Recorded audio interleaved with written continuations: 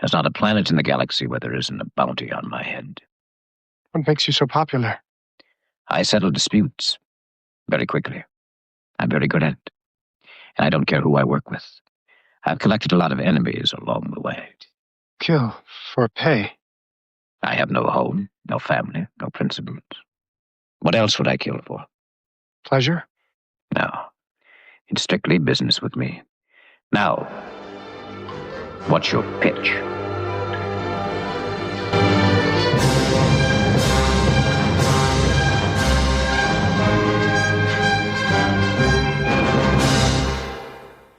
I was going to say, hey, everybody, welcome to another sweet episode of Citizen Frame.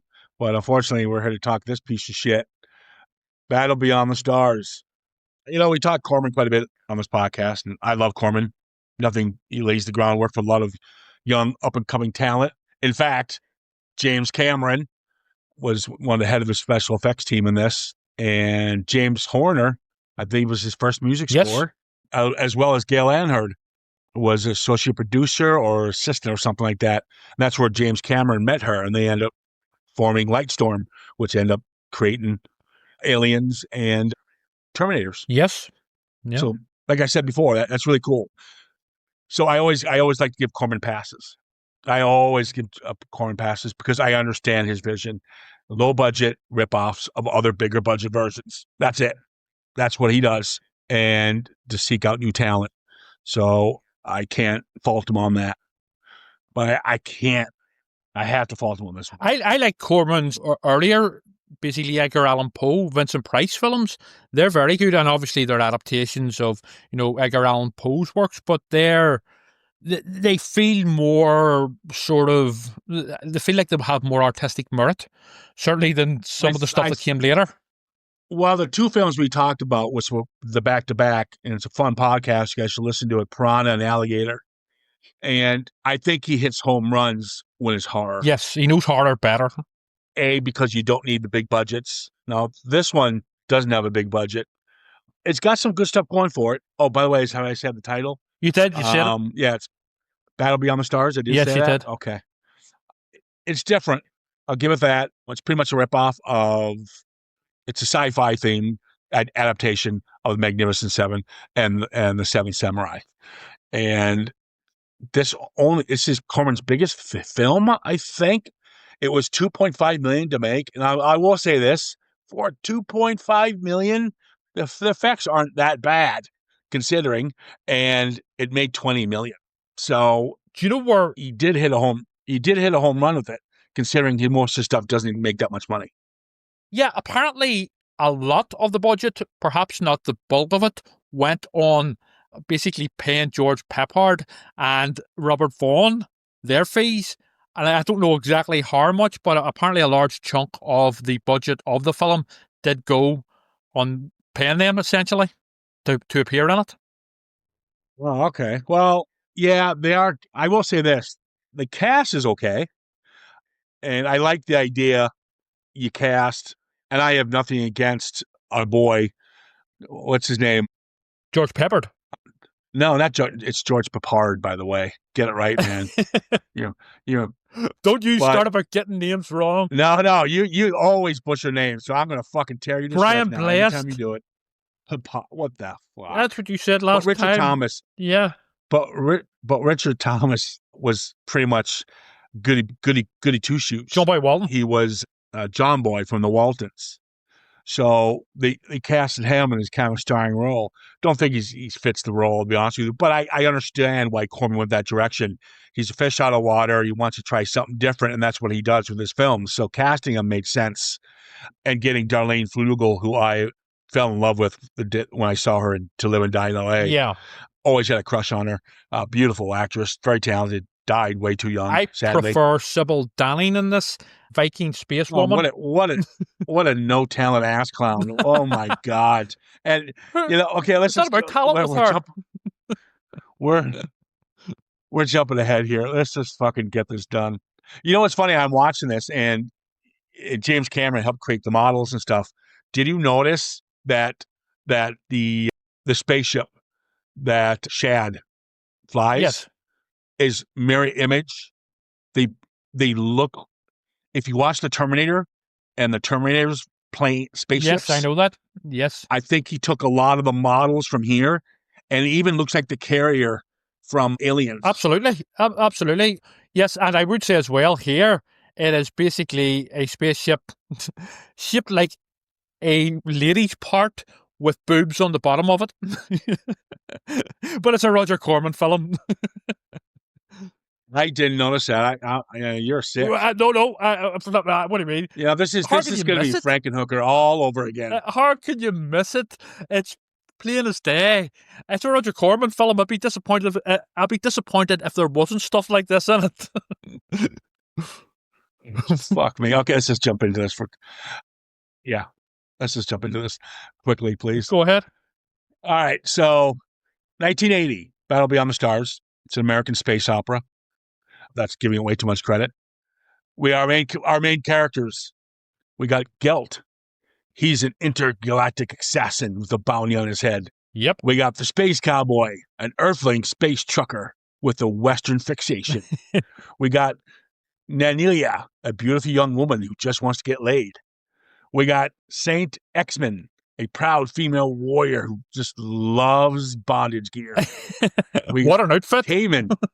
We got Cayman, a reptilian who holds a personal grudge to Sador and wants to fight him and get revenge. And then we have the Nestor, a race of fucking freaks. Did you notice who's playing the main Nestor? I got him. Yeah. Dr. I Silverman got him. from the Terminator films. Earl Boone. Yeah.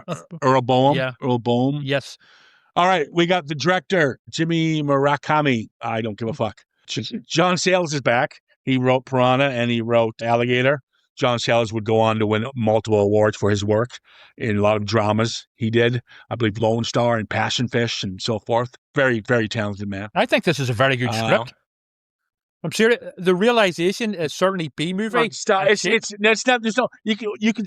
It's a literally a copy and paste of the Magnificent Seven. I know, but it's not a good script.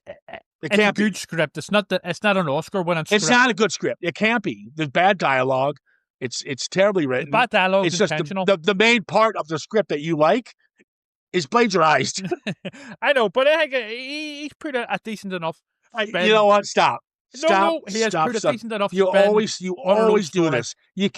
You can't just go, it's pretty bad. You just can't do it. It's badly realized. Now it's badly realized. No, it is. Of course it is. I mean, it's cheap looking, but at the same time, I have a certain affection for it as well. But I'm not denying that it is not badly realized overall. I mean, it's cheaply realized. I love how you're rewriting your own. Not at all. Not at all. And I'll give you the reasons why. Not at all. I will back up the reasons why, even though I can appreciate stuff like this for different reasons. You know, basically, but they're terrible reasons. They're terrible. It's a matinee style sort of romp that brings me right back to the 80s. 16-year-old's wet dream. This is what this is. Okay, nothing else. Viking Space Woman is. That's you are like really perverted. I'm not perverted. Fuck me. You love this. You love finding something just. I saw a spaceship. I was like, this is a really cool looking spaceship. Kind of reflects on the Terminator and Aliens. No, you see tits. It's impossible to miss. Yeah, that's cool, man. I mean, fucking hell. What do you like in a porno? I don't watch porn. Or like yourself. Whatever. With your dungeon. Bullshit. With your dungeon. Bullshit. Squirt 'em cowboy. Trevor's there. Yeah, well, down in your sort of dungeon where you have Rebecca Ferguson chained to a wall. Let's not go there. Someone's going to listen to this podcast and just happen to listen to that one bit you just said and call the police. The FBI will be they'll pop a cap in your ass. Mulder and Scully. Fuck me.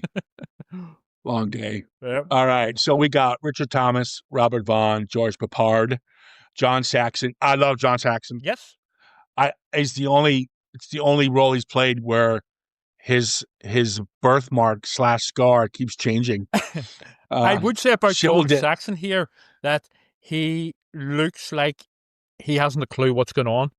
Nobody does. They're terrible. I mean, Robert Vaughn wanted to probably hang himself during this. I mean, he looks, please get me off He's this. basically played the same character that he played in The Magnificent Seven. you know.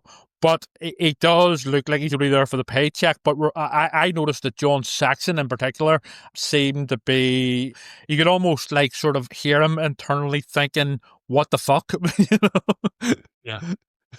We'll get to that wonderful ending. This movie's, it's so anticlimactic. It's just so bad. All right. Sybil Danning and then Delane Flugel. Yeah. Let's jump into it. Okay. So Sadar pretty much calls John Boy up and goes, hey, listen. Good night, John Boy. We're going to destroy your planet. You're going to let us take it over because we like your farming, because they're an agricultural planet. Yes. And I'm going to destroy you here with my doom ship, the Hammerhead. I will destroy you all. And so John Boy says, fuck you. I'm going to go get some help. And then I was waiting for the dun, dun, dun, dun, dun, dun, dun, dun, dun, well, I mean, dun, it's almost like sort of A-Team-esque, which ties in with George Papard, you know, because it's like, you know, you got to have some help here to save the planet. So the old wise fucker says, hey, listen, you're going to go to the Phoenix cluster and you got to get some weapons from this fucker, Dr. Hepatitis, or who has a sexy daughter. Yeah, who he wants to get fucked. It's like, Jesus, man, where's this going? And then later on, well, see, I think she likes a bit of it as well, because later on she says something to John Boy Walton, like, do they have kissing on your planet? There's a line we'll get to in a second here. But when and then you got these two pig fuckers, these pig man long legs looking fuckers. Yes. They sort of evil guys. Kind of like, yeah, they're kind of guarding the planet. Evil henchmen. And then you got the wisecracking talking ship Nell. That's right. She's sassy. So she is. She's sassy. And apparently from what I have read up on, apparently the design of the ship is, with the boobs and stuff, is intentional, because it's basically, it has a female personality. You know, it is a female. If spaceships had sexes, you know, different sexes, this would be a female spaceship, and that's why it has the boobs. I'm not making this up. This is what happens, and this is how morbid your life is. What? You're at home, right? And you got your smokes out. Yep. And your Boost bar and your banana. What? Are you stalking me? And that's your breakfast, you fucker. How do you know? So, stalker. As you're watching this, you got your little iPad out, and you're Googling. You're looking at. You're seeing something no one's really catching, but you're gonna go, oh my god, and you're drooling, and you're like, oh, boobies, and so you're actually Googling, do the spaceships have women's parts built into them? And is that deliberate? You're actually Googling that. You're just not like researching on IMDb or you're literally typing in the words. No, not at all. This stuff is openly available on the likes of IMDb and stuff. I see these things discussed. I do admit to having a thing for Sybil Danning in it, and that costume is pretty breathtaking, to be fair. I mean, you're saying that her acting isn't very good, which you suggested earlier. Who cares? All right, so he gets the ship with Dr. Hepatitis, whatever, and his daughter, Natalia. Did you know, by the way, see Dr. Hepatitis, or whatever you call him, did you know who he is? Oh, fuck me, don't. He plays I forget the guy's name. He's quite a well-known actor. His name just escapes me at the moment. But he played the science buffing guy in The Day the Earth Stood Still, the original classic. Okay. But anyway, he's selling off his daughter here. Yeah. Yeah, so she's been with robots her whole life. And the father's like, listen, you're not going to go help your planet. You're going to stay here and breed with my daughter. I know. I'd be like, okay. She's basically being pimped out by her dad, who's like half robot at this point. I'd be all over that, like what on rice. No problem. What about the androids fuck it here. on their space station thing? I'll be like, fuck it here. I'm going to stay here. Right. And this is a guy that calls me a perv. Well, no, there's a difference. What's the difference? I'm a man. And There's a difference between being attracted to somebody, an actress, and then Googling fucking spaceship parts. What's wrong with liking tits on spaceships? She just move on. Fuck you. She's so childish. This is people have already turned this off. Yeah. Anyway, back to or they reported us. One of the two. But anyway, back to the scientist guy who's like half robot, selling off, pimping out his daughter. Yeah, so he goes, yeah, bring him to my daughter's room and prepare the conjugal suite. What sort of a father is this? I know. Yeah. But again, I go with it. I get it. Right. Right. So it's okay whenever you're perfect. Whenever you do it, it's classy. You get it. But whenever I do it, it's like it's cheap and tacky, right? Yeah. My stuff's all got here, and he's funny. Yeah. Your stuff is like fucking dark web shit. What's wrong with that? I mean, I'll go back to it again. You know what I mean? Well, what can I say? I enjoy spaceships with boobs on them. So there's a line where she goes, "So you're staying with me?" And he's like, "Well, no, I got to go help my planet. And don't you have enough toys?" Yes. Oh no, there's a lot of sort of, innuendo here. Not quite on the level as Flash Gordon, but there's quite a few innuendos here. Yeah. So she decides to leave with him. So because she's like a computer nerd. Yes. Oh my God. Them will be cowboys. And then you got that Sandor scene. Yes. And this with Sandor is like, oh my God, they're gonna try to come against me. How dare they? Well, you know what? I'm going to destroy them, and there's not even going to be dust left. And I'm like, well, if you know they're going to get a bunch of teams to kick your ass, why don't you just attack the planet now? Yeah, take it out. For plot convenience sake. That's why. This film only would have been half an hour, which might have done us a favor, actually, but...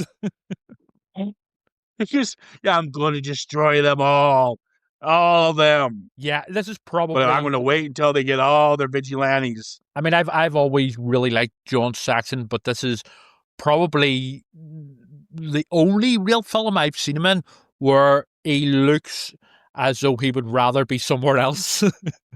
You know what? He's got Black Christmas, Enter the Dragon, and Nightmare on Elm Street under his belt. A load of others. Yeah. Oh, I know. George Papard is the cowboy. It's terrible. This is terrible. It's corny. He happens to be a gun runner. He's going to train them all. I love how every one of them is willing to do this. Everyone they meet. Well, there's no reluctant heroes.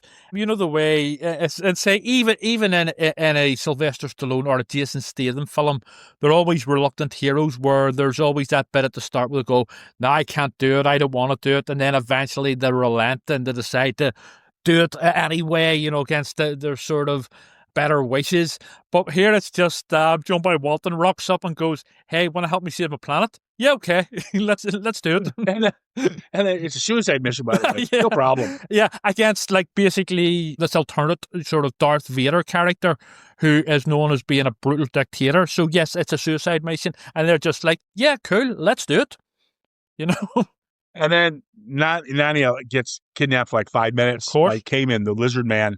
And she's being hung, and she's being tied up, whatever. And then Cayman guy goes, "I'm going to kill you." Ha ha. And then she goes, "Oh, but you can help us. We want to defeat Sandor." He's like, "Sandor?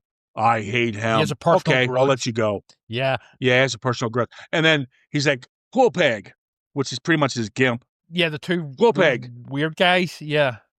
And those are yeah, so then Quilpeg is the manservant and all the leather gear. Yeah. And the it's a Roger Corman film. Then we meet the three-eyed freaks, Nestors. Yes, the Nestor. The Nestors. Yeah. Did you notice their spaceship is very similar to a TARDIS in Doctor Who? It is very similar. Okay. No, the interior of it. I thought you were going to say a vagina or something. Oh, you see, this is where your mind goes. Your mind is in the sewer. Absolute sewer. Yeah. No, you disgust me, actually. I'm probably going to take a cold shower after this podcast. You probably take a cold shower 10 minutes into this, you fucking sick freak. Anyway, no, it looks very similar to, especially classic series Doctor Who, a TARDIS, the interior of it. Just thought I'd throw that in. So boring and cheap. Yeah. That was a good one. Yeah. Sadly, there are no sex references to be made with their spaceship. And then they go to this like rundown Vegas. Yeah. And it's like dial a drug and dial a date. Yeah. And we meet Robert Vaughn, who is emotionless in this film. I've never felt so sorry for an actor in my entire life. He was praying to get off this set. You can just see it in his face. And he decides to do it because he's tired of being a bounty on his head, so he just wants to go to a place where he can lay low and have a meal. It's a redemption arc. Yeah, he's got the best redemption arc. Yes, actually. Later on, John Boy gets laid, so I think that's a good one. I'm jumping ahead a bit, but there's a line later on which I found hilarious, where after Robert Vaughn dies, John Boy Walton says, "Get him a dinner and bury him with the food. Get him a dinner and bury it with him." It's like, what? It's what he wanted. Yeah. The fights here are terrible. It is pretty realized. Yes. It's like pew pew, got him. Pew pew, got him. Yeah. And I love the fact in the first attack with John Boy, Chad, whatever the fuck you want to call him. John Boy doesn't want to kill anybody, right? So now it's like you got to have some balls and you got to fucking. It's a computer. Here. So he kills something finally, and then the rest of the film is like, yeah, I'm loving this. Well, that's it. That's his emotional arc and journey, where he goes from being a quiet little farm boy, Luke Skywalker standing, to being basically a sociopath who loves killing. That's his journey. Right, John Boy. Oh yeah, that's what I got out of it. Yeah. Why is he so mean to Saint X-Men? He's very rude to her. Why doesn't he want her to help? There is no real explanation. You'd think he would be grateful of a highly sexy Klingon stand-in, basically humanoid-looking Klingon stand-in. But for some reason, I don't know. It's never really explained. I think he just finds her a bit annoying the way she sort of gets on. You think he would be welcoming of her, but I think it's just to add a bit more tension into the script, to be honest. Don't say tension. Okay? You know what I mean? Character conflict, you know. I love her outfit. The bra looks like hands. Yeah. Oh, you see, what? Don't you ever accuse me of sort of jumping to conclusions. Blatant. It's blatant. That's blatant. It's very I'm not revealing. Looking at fucking internal, whatever. Yeah. She does look amazing. I love there's a line that John Boy gives to George Papard, I think it is, and he smokes or something. He says, "You should never smoke. That's bad for your, lungs. You shouldn't do that." And little safety message for all the kids watching this. You can have tits and ass as planes and shit, but no, don't smoke, kids. Yeah. But this next scene, the daughter's gonna be sold by the father. Smoking bad, prostituting your own daughter good. So fucking stupid. A public service announcement during fucking Battle Beyond the Stars. But he still smokes anyway, because he's a cowboy. Badass. Because he's Hannibal Smith from the A-Team, I know George Papard always had a bad reputation, but I always liked him. And I know he had You only liked him. You don't know any of his films. You only liked him because of the fucking A-Team. For the start. Okay, you Googled that. Not at all. He was in other westerns. What do you call that famous western? How the West was won. He's in that. He was not in that. I think he's not in that. I'm almost certain he is. Yeah, you picked one western that pretty much has every actor in it. But I know he had a bad reputation, so he did. But he did have very serious issues with the drink. But I do know that in his later life, before he passed away, he did a lot of work with recovering alcoholics and for charity and stuff. So he had his own real life redemption arc. So yeah, I mean, I've always liked him. So I have, even though he has always, I have known about his having a bad reputation. And basically, because he became so basically toxic, essentially, that's why he ended up essentially slumming it in the likes of this film. Yeah. A lot of actors did that. Burn bridges. Yes, well, yeah, that's the it's not just within acting, that happens generally, I think. Yeah, so the pigmen Yes, who were guarding everything, this is the there's actually a scene where the pigman, like the two pig people that are hovering over the Yakir, yes, keeping an eye on things for Shadar. yeah. Come on, man, keep up. Yeah, do you know they're actually botched clones of Zadar? It's revealed later on. Yeah, that's why they have the scars in their face and shit. Yeah, they're basically botched clones. Yeah, really botched. But they actually take one of the women and rape her. Yeah. Oh, that's right. Yeah, they basically And they beam her up. don't. They go, boss, we have a problem. And he goes, what? He goes, never mind the woman. And he runs out as they're about to be attacked, their ship. And one woman he's attacking is trying to put her clothes back on. And I'm like, what the fuck? And she helps them. She helps the fighter kill them by fucking up their cockpit. And so she self-sacrifices herself. Yeah. But yeah, there's a little, it's like, dude. It's dark. Where are we children's going here, man? It's not dark. It's just poorly executed. It's not the only thing here that's poorly executed. Fuck. 5 ships against 25. But will they do it? Suicide mission. Yeah, well, I mean, no.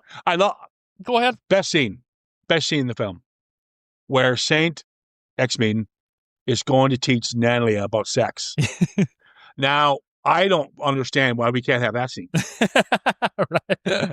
Am I wrong? This is the guy who had absolute cheek to call me a perv, and now he's looking some lady-on-lady action, let's just say. Oh. No, it was a teachable moment, and I felt like that would have been powerful. Textbook style. It would have really added to the plot, powerful. Actually. Yeah. Would have been if quite profound. Fucking David Lynch was directing it, we'd get it. That's for sure. It would have been profound and educational. Yeah, so Natalia asked John Boy, can we fuck? Yeah. Do they have kissing on your planet? And he's like, yep, no problem. Well, I was waiting for him to be all, well, I barely know you. And I have to save my planet. And I have to save myself for when I'm married. I would have loved it. Yeah, I love her. Oh, no. It would have been her first time. First time for and what? I think it's his. Yes, sex. Right, yes, because she's been on. Unless he was having sex with the robots, which that would be just creepy. Yeah, well, she was up on the space station with her sort of weird dad and these other quite weird androids. The androids are pretty flippin' annoying too on her space station. If I was Shad, I'd give her the best 30 seconds of her life. Of his as well. What? Of his, 30 seconds, the best 30, by the sounds of his? Well, what are you talking about here? Forget by it. the sounds of things, I don't think Chad has ever been with a lady before, let's just say. Oh, yeah, no. So I don't think he would last too long, that's what I'm saying. Quicksilver. Yeah, exactly. Squirt him, cowboy. So, there's a terrible scene in this where, oh my God, Purpapard, he's playing the harmonica. Yes. And they're all sitting there. It's like a bonding scene. Campfire. They're sitting around a campfire having hot dogs. And they give Nestor hot dog. It's like you're supposed to, God, this is a real powerful. You're really starting to really feel for these people. I could give one rat's ass. It's so forced and so bad. And the actors are just standing there, like the director went, hey, stand in a circle and just... Ultimately, though, that this is a film about friendship and self-sacrifice. And it scenes like this that really sort of bond the friendship. Yeah. Whenever Hannibal Smith from the A-Team hands Nestor, the psychiatrist guy from the Terminator, the hot dog, and he starts literally dissecting it, what's in it and all this here. He goes, yeah, back on Earth, that's what we call meat. Oh, my God. Oh. It's, Yes, so we get to the face fights, the first fight scene. There's absolutely no tension here. All they do is use the same clips from ships flying, and then pew pew. and not only pew, that, Corman used clips from this in some of his later films, I believe. I wouldn't put it past. No, God Corman love was him. well known for that, recycling sort of old clips and stuff. So yes, it was then reused in other Corman films. I love him. Gel's dead. He self-sacrificed himself, and he crashes into the planet or something. Yes, but or is he? I don't know where his body was found all of a sudden. yes, yeah. They retrieve the body, and also, well, Cowboy self-sacrifices as well. So does Space Viking Woman too. That's get the name right, man. Sorry. So these fucking things come down, and they have these sonar things. It's a stellar ray. Get it right. Yeah, whatever. And they're like, "Oh my god, we can't ground fight these guys because my ears are bleeding." And then the they sonar. Get That's a sonar thing. Yes. Yeah. I said that. Yeah. The stellar ray is later on. It's a big badass ray that's coming at the end. So you got that sonar thing, and so the Kelvins are going to help because they have no ears. That comes in handy. And they use all their power to stop the tanks and the gunmen or something, and then they fall, but they just need some nutrition or something. I don't know what the fuck happened there. But yet, all the soldiers run away. Well, all you guys have like M16s. These are farmers. They don't know what the fuck they're doing. Why do they run away? Because the sonar was so powerful. No, it's their sonar. Oh, yeah, who knows? I don't know. I don't know. Yeah. But the end, then we get the self-sacrifice of Viking Space Woman. And no, we're not there yet. You're jumping ahead. What about Zed, man? The old fucker. Oh, yes. Yeah. He gets into a fight, and then he gets stabbed. Yes, his mentor, yeah. That's well. Yeah, his mentor. Yeah. Very powerful moment. And then when they're on the spaceship, and John Boy is like, "What's going on, Nell?" And Nell goes, "I have to tell you something sad." Ned's gone. Zed's gone, man. Zed's gone. And then you can see the tear. You can see the tear coming up in his eye. Yeah, Zed's dead, baby. Zed's dead. Yeah. Oh my God. And then Nell, of course, later on, well, there's a lot of self-sacrifice here, actually. There's a scene where Shad is trying to help the wounded, and all these bodies are all over the place. And in comes Saint X-Men with her fucking tits hanging out. And she's like, "Yeah, I just got some badass. I was kicking some ass up there, blah, blah, blah." And Shad's like, "Would you put some fucking clothes on, you whore?" I mean, this is a fucking hospital. What the fuck are you doing, you dumb bitch? Whoa, that's quite nasty. That's pretty much what he says to her. Yeah, well. But he does it in John Boy speak. He does it in pleasant, more polite John Boy speak, yeah. And then Gelt's alive. I don't know how he survived that crash, but he only lasts for like a second. Yes. And that's right. Yeah, at the end, he cries. I was like, wow, that's a very powerful moment. And he goes, all he wanted was a meal and a place to hide. So they bury him with his dinner. They bury him with pot noodle, basically. He goes, you bury him with a full course meal. Yeah. Which, in the planet Akira... So pretty much a Big Mac and a supersized fry. Yeah, and the planet Akira, it's basically a pot noodle and a boost bar.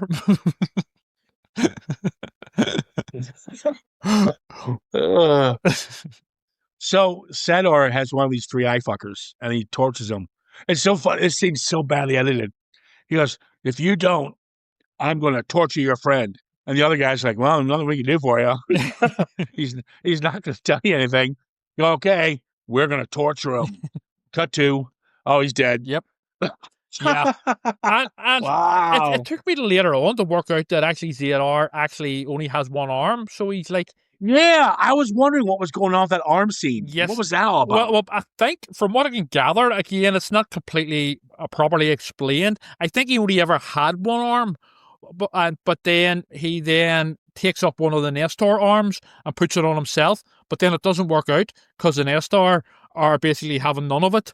And then later on, whenever he's removed the arm, you can quite clearly see it's John Saxon in a bulky sort of outfit to hide where his arm's hidden. So that's why they were able to control the arm. Well, the Nestor consciousness If you were paying attention. Yes, they were able because that's a Nestor arm. Yes. That's why they could control it. Yes. Ah, okay. The Nestor are like a hive mind, basically. They're like the Borg in Star Trek, only better. And they're not assholes. Like the Borg. Well, the Nestors are dead now. They died. I mean, none of these deaths mean anything to me. I mean, nothing. It is just a body count for the sake of a body count. Like, you're not properly. The problem, I mean, it's hard to be too critical of a Roger Corman film, but you're not fully invested in these characters enough to actually give a shit whenever they do die and self-sacrifice. So instead of like actually caring, you're sort of laughing. Now, whenever Nell starts the ship's computer, whenever she starts to malfunction, it is quite like HAL in 2001. Mirror image. Absolutely. No, but there are similarities there, but maybe just a different realization, let's just say. Oh, wow. You said this is better than 2001. Yes. Yeah. So when Big Boobs Which one? gets she lets out the squeal. Yeah. And I'm like, why is she squealing? No, that's like a war cry type thing. Because she said, like the Klingons in Star Trek, she said she wanted an honourable, exciting death type thing, to go down in sort of flames type thing and have a great death. So whenever she does that, that's like a sort of war cry. She's like meeting her death with sort of joy type thing, almost sexually. It's like, yeah, fuck yeah, death. You know what I mean? Fuck yeah, suicide mission for John Boy Walton. I find, the Klingons do it in Star Trek. Yeah, and then Kamen. Yes. He does the kamikaze thing. Yes, he does. Yeah. Cowboy survives, right? No, Cowboy's dead. He crashes on the planet. So he does. That's right. You just see the crash. There's a couple of planetary crashes. Yeah, but his is one of them. These guys suck. Yeah, and it's actually quite sad because Cowboy had met one of the Akiva or whatever you call them women, and he was planning. Here, man. Okay, and he was planning to bring her back to Earth, and they were going to live happily ever after. But he was going to get a role in the A team, and but it didn't work out because for the greater good, I think actually a lot of the self-sacrifice here is actually, it feels a bit unnecessary as well. It just feels like you didn't really have to do that. A lot of it, it's like you could have just shoot them. shot back at them, and then like dodged out of the way or something. Well, the problem is they suck. So he's like, oh fuck, I can't shoot. I can't hit a broadside of a barn. I must just use my plane or my ship. So the ending here, when they stick their ship on top of their ship, and they're going to eject out of it. Yes. Right? And then they're going to explode the hammerhead. And then there's a shot of Sador, John Saxon. He's like, I'm going to live forever. It was almost like they shut down production. And he's just saying something like the crew, they're supposed to say that people are running off the bridge because it's going to explode. Yeah. But I just felt like they were just closing down for the day. Yeah. It was like they're having a day off. Yeah. And he's by himself. I'm going to live forever. This can't happen. Yeah. And then, bummer. Yeah, it is, again, I don't like being too harsh on these types of B movies because they are what they are. But yes, I mean, and it is quite anticlimactic. And, I still like it. I have to admit, you know what I mean? It has that 80s sort of Saturday afternoon ITV, sitting watching it at home with your cousins. Man, yes, it is nostalgia, type thing, and then Buck Rogers will be on later on. Yeah, see, Buck Rogers, Battlestar Galactica did this much better. Probably, yeah. But at the same time, you would still group it in with all of that, that Saturday afternoon matinee in the 1980s when you were a kid. And for that alone, I have affection for it. See, I can't. I mean, I understand what you're saying, but it's not like Goonies or Gremlins or other films we've talked about where you watch it now and you still love it and it still holds up. So this doesn't have that. This is you're 15 years old in the mom's basement watching your TV with you sleep over with your friends and you're giggling at it. Hee boobies. I mean that's what this is. It's like Frankenhooker. We talked about that Frankenhooker, and it's the same thing. as an adult, come on. I mean, it's clearly realized. It's cheap. It's a cheap Star Wars 7 Samurai knockoff, blatantly so. But, and I'm not going to say that it's well made. You know, I would say though that it is fun, and it does bring a smile to my face. It's not in any way. We're going to end on that one. I don't dislike it. Okay, sure. Yeah. Okay. We're going to wrap this one up quite quick. Almost as quick as sort of Zadar whenever he met his final end, whenever he wanted to live forever. Poor John Saxon, he just really doesn't. He just looks like he really doesn't want to be there. None of them want to be John there. Saxon, that's what it is. I was looking for the word. He just looks confused. So he does. And almost like disappointed with himself, or almost saying to himself, yeah, I'm going to sack that fucking agent of mine. Yeah, it's a bad one. There's some better ones out there. Space Hunter and Battlestorm. Maybe we'll get to those down the road. Star Crash with the Hoff. We should do. No, we're not watching. That's going to be terrible. You haven't seen it? It's stop. David Hasselhoff is not in a good mood. You fuck off right now. Jesus Christ. You got a hard on for fucking. You have a fucking hard. You have a hard on for Knight Rider. You have a fucking hard on for the A-Team. That's the only reason why you're giving this fucking movie a pass. Caroline Munro's in it. God. It's an Italian Star Wars knockoff with the Hoff and Caroline Munro. That's even worse. All right. We're done. Guys, Christmas month's up next. Yes, we are ready to go. We're going to start the Christmas month off with the 12 Monkeys. Yes. That will be out soon. Then we got Silent Night, Deadly Night in a couple weeks because that's coming in the theaters, I think, next weekend. Got to see where we're getting it. So we don't know if there's going to be a delay on that one yet. We just got to see if the theater's going to be playing it. We won't know for about another few days if the local cinema will be getting Silent Night, Deadly Night. I'm sure it will. It'll go on streaming pretty quick anyway, but just hard quick to get it in time for Christmas. I don't know. But we'll figure it out.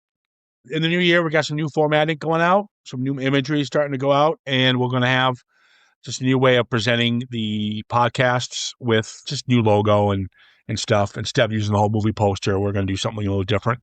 Just have a change of scenery, I guess you can say. Doesn't hurt. That is all I've got. You take care of yourselves. Take care. We're done. I'm out. Goodbye. Live long and prosper. I know. I just want to get older, man. I just wanted to live forever. Bummer. And I love the ending where they're on the spaceship and they say something. He gives this poignant line about self-sacrifice or something. And then credits roll. Yep. Just ends. That was it. It's like, okay, budget's over. Corman, yeah, it's a great. That's a wrap. Yeah. All right. Well, that's a wrap here. Talk to you soon.